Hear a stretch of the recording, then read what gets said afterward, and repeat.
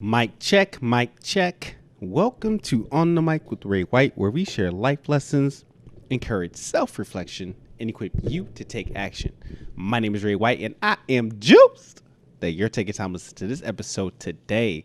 And we are in the season of Christmas. Yes, 'tis the season, fellas, ladies and gentlemen, out here. Got your lights up. Christmas trees hopefully in your house by now. Presents slowly trickling their way underneath the tree. Music's playing in the background. Hopefully some Christmas cookies are being developed. You know, it's just a season where everybody experiences joy. Everybody's experiencing just warmth and excitement because, you know, pretty much from Halloween till New Year's is all Christmas, right? Like ain't nobody, you know, Thanksgiving was bomb. It was great. I'm sure people had some really good food, but Christmas is the time that everybody looks for and anticipates every year.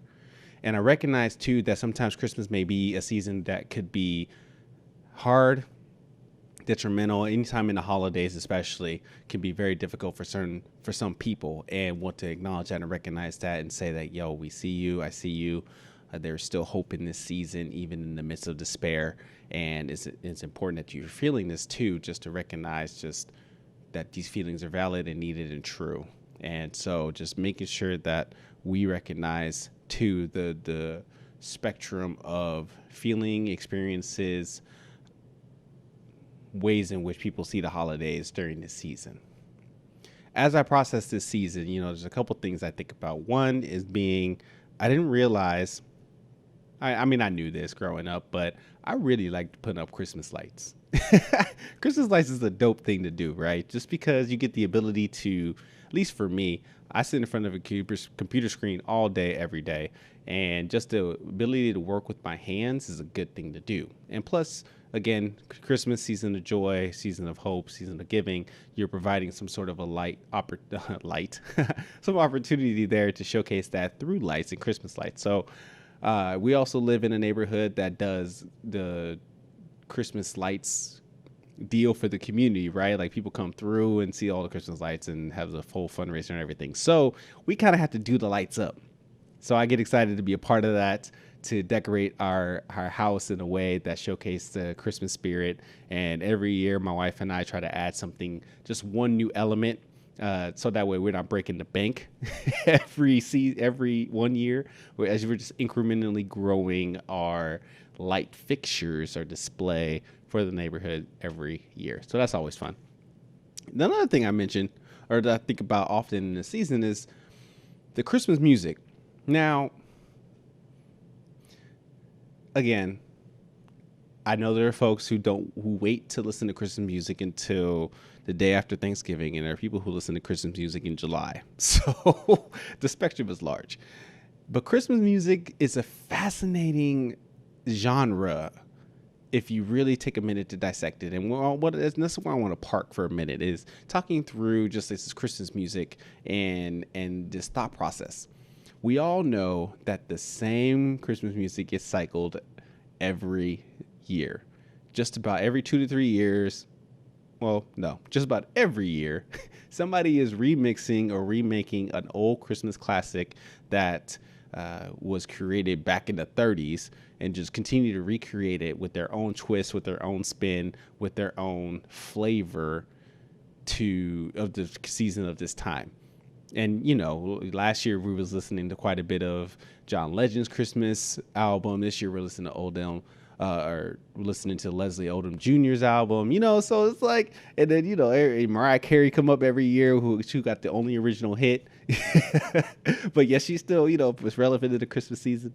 There are so many Christmas songs out there, but just the lyrics or the type of song sometimes might be repetitive or remixed or remastered in some capacity. And I just wanted to quickly look up, like, yo, why do I hear these same songs every year? And how many times these songs are being played over and over in the season, or remade over and over in the season. So this data is actually kind of old. It's 2020. Wow, if you listen to this real time, this is a 2017 blog post that I found, but essentially it has like the top 15 songs, and I'll read off a few of them.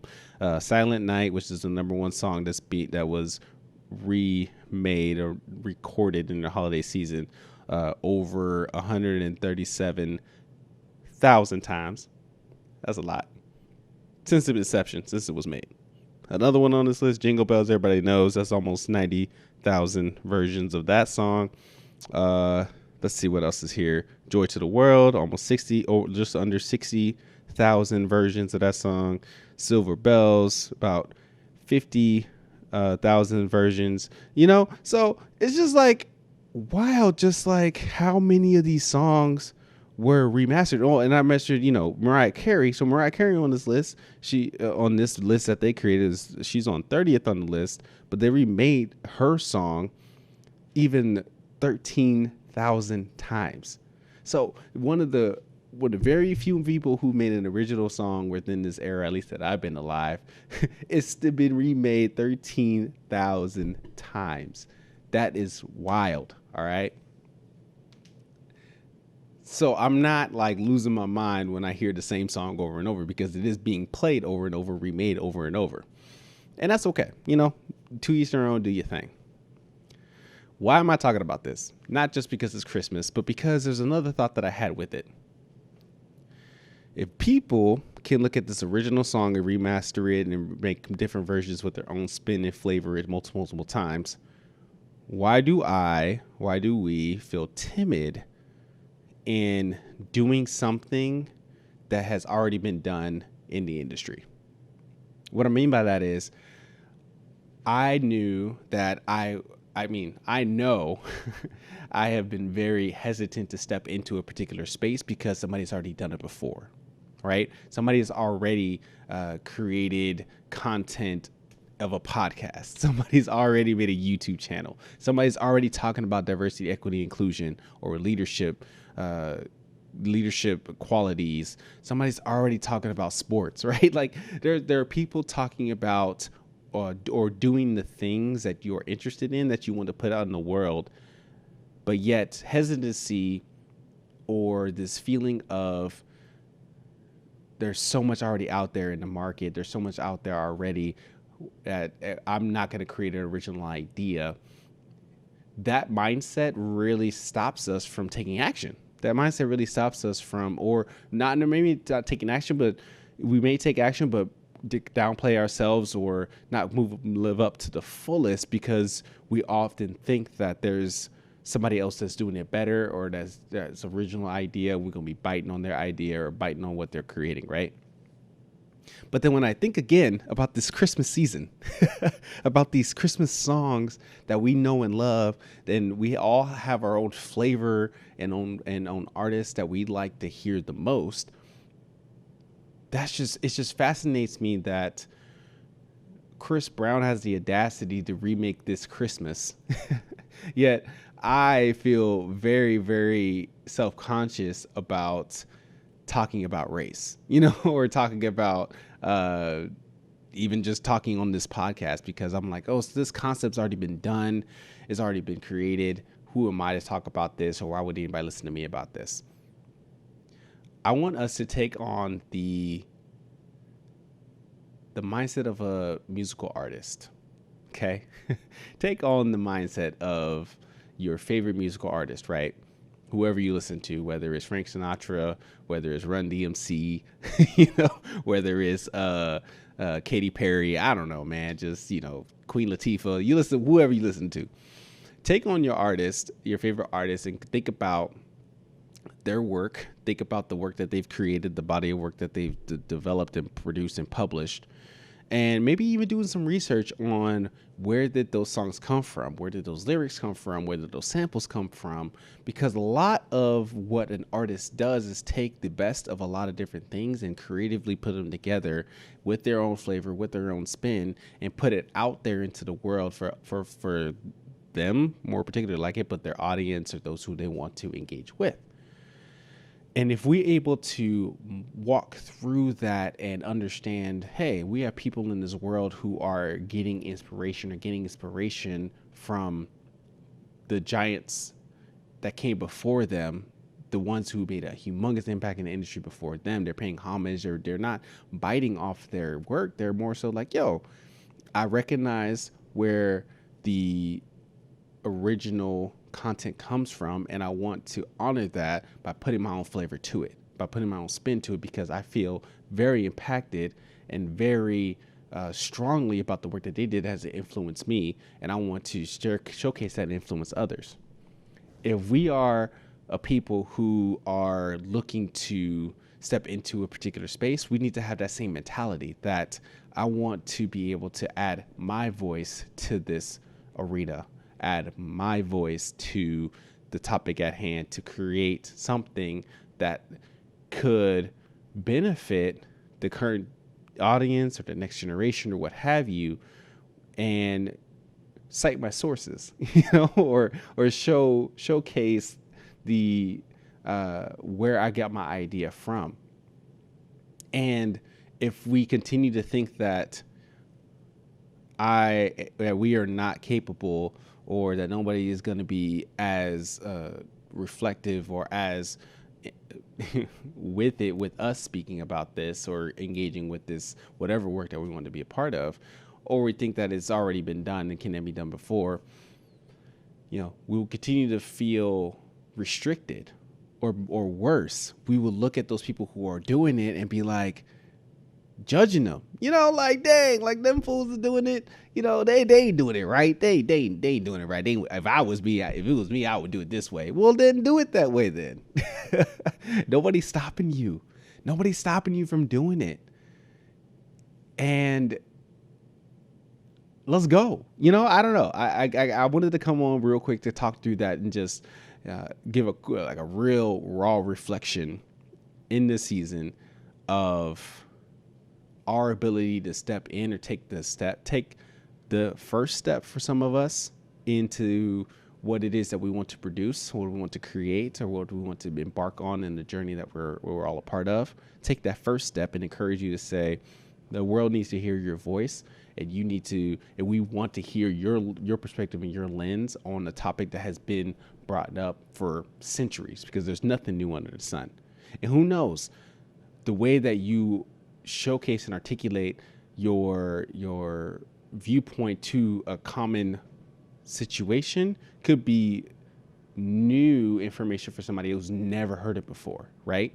Because some of the things that we are learning and experiencing, sure, we may look at and be like, oh yeah, I do that. Like, like I know how to set up a microphone to do podcasting stuff.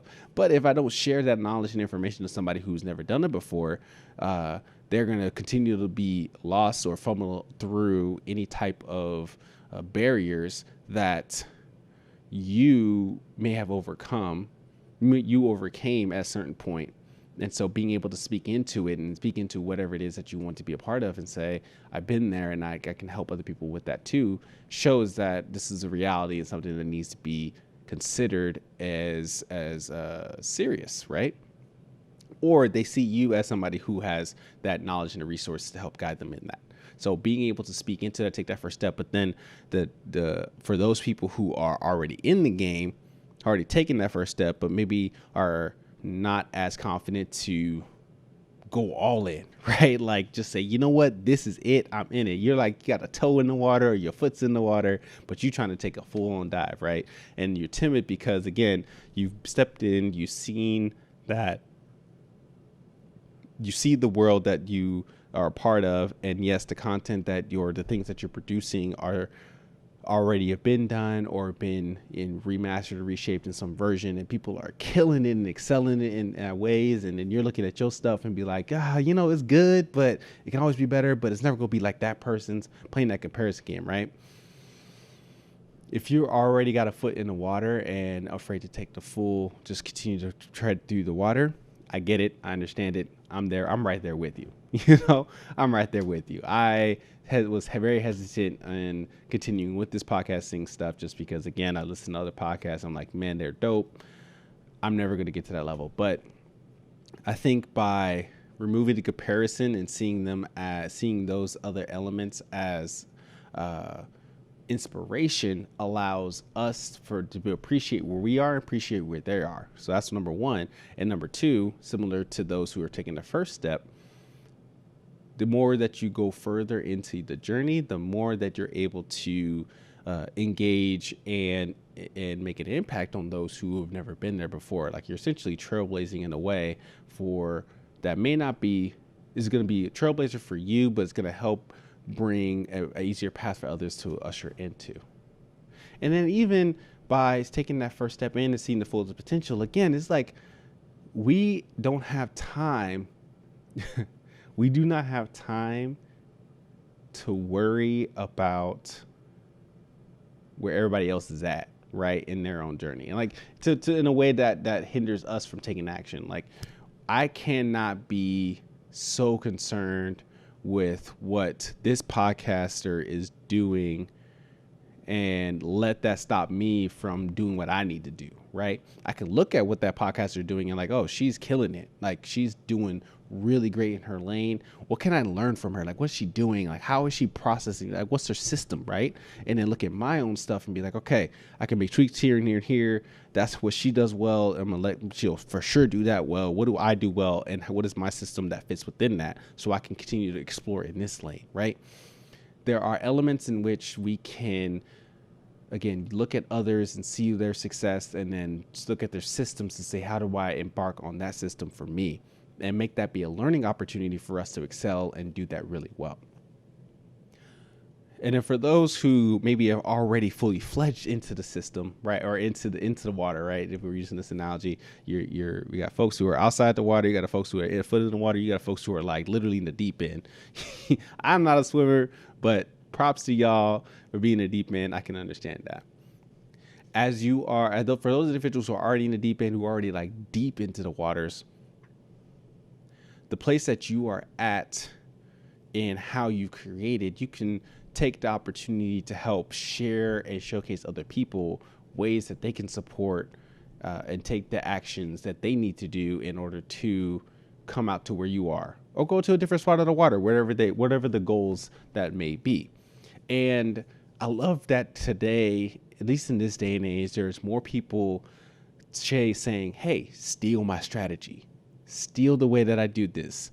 This is how I do it. Just take my knowledge, right? Because, I remember in the early 2000s, people were mad when you was jocking their style, right? People were mad if you wore the exact same thing somebody else was wearing. They were like, yo, what's up? Like, you trying to steal my style? This is me. And you got your own style, you got my style.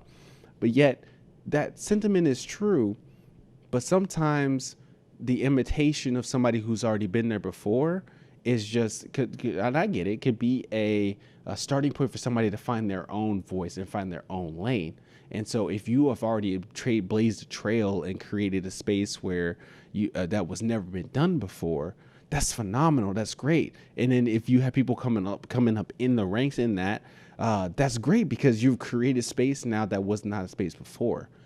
And allowing individuals who could maybe surpass you do more than what you've accomplished is even better, because again, you are now becoming the giant, the influencer, the what have you, that is creating space for people who may not have thought it could existed or be out in these waters before, but because they see you doing it, you have given them confidence, and you have given them the ability to say, you know what, if they can do it, I can do it too. So I'm super juiced that, Chris Brown is doing his Christmas CDs, and, I got Mitch and Run DMC, they got their own Christmas rap as well. And, and Leslie Odom Jr. has a Christmas album. It's like, I'm super juiced that these individuals have these albums, because again, it's showcasing artists who are coming up to say, oh, I love the way that they did this version of this song. I want to work to emulate that, but also find my own way to creatively package that within my way. Because again, those individuals that I mentioned looked at somebody else prior to them and said, I really like the way they did that, and I would love to put my own voice and spin on that. So if you have something that you want to create, if you have something that you want to build or be a part of or speak on or design, what have you, whatever it is, do it. Make it happen. Go for it.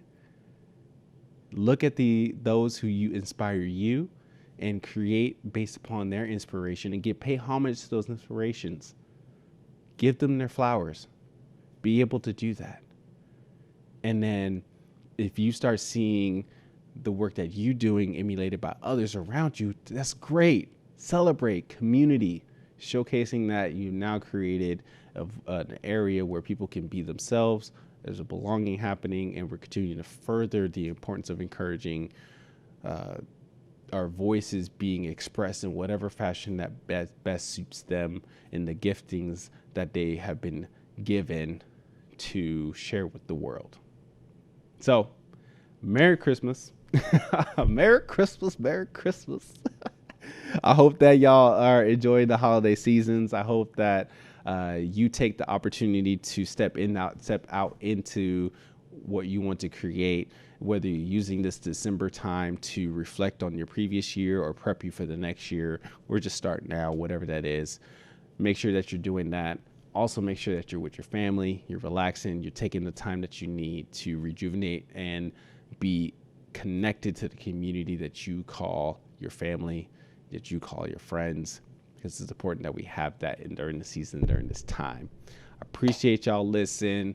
Make sure y'all check me out on the Mic with Ray White on all social media platforms, the podcast as well, Spotify, Apple Podcasts, Google Play, everywhere that you listen to your podcast. And we're building up the YouTube site as well, so you'll be able to see me, what's up, on YouTube. I will actually put some different content on there too, some of the things that I put in the vault that I haven't expressed onto the podcast, but I'll put them on the YouTube channel as well, so that way you can continue to get some life lessons, self-reflection, and be equipped to take action while on your journey. So let me know what you are remixing. What's your version of the content that you want to create? And also let me know what's your favorite Christmas song too, because we in the season. I want to hear it. Thanks so much for listening to the podcast, and continue to share your story with others. Peace. What up? What up? Thanks so much for watching this episode of On the Mic Sound Check. I hope that you got a tremendous value from listening to the message. And if you did, please be sure to like this episode, subscribe to the YouTube channel, share with me what brought you value and how it's going to help you take action, as well as share this episode with a friend so that they can also help them move towards whatever endeavor and goals that they want to reach. And if you want more content, because you know your boy got some more content, follow me on social media, as well as subscribe to my podcast, On the Mic with Ray White, where every episode is geared towards sharing life lessons, encouraging self-reflection, and equipping you to take action. I encourage you all to continue to share your story with others, and I'll catch you on the next episode. Peace.